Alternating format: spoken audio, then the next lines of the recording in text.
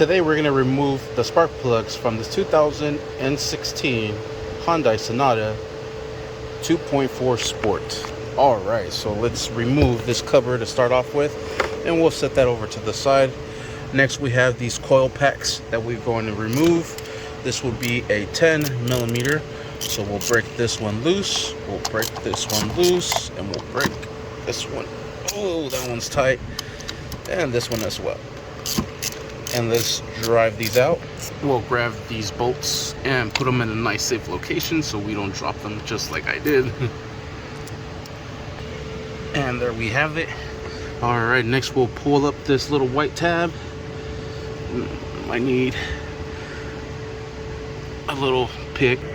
Alright, I was able to pull this back a little bit, and then with a small flathead, just pry this open here. Press that tab in, and out comes the pigtail. And then the same thing with the next three.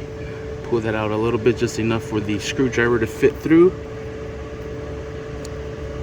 Pry it back, press that tab, slide that out, and so forth. And then lift the coil pack out of its place. Push this in a little bit and set it right on top. Same thing with this one here.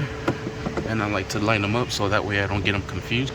Alright, and I have all my coil packs there. Now we're going to remove the spark plug using a 5/8 socket. This is a spark plug socket, so it has a rubber grommet inside, so it holds the spark plug. And let me break this loose and drive it out,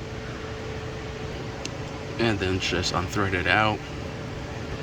And here comes the spark plug. Ew, we were having misfire cylinder 4. I think I found it. That's pretty disgusting. We're gonna replace them with brand new spark plugs. Yeah, all of them have to be replaced. Good old GDI. Yeah.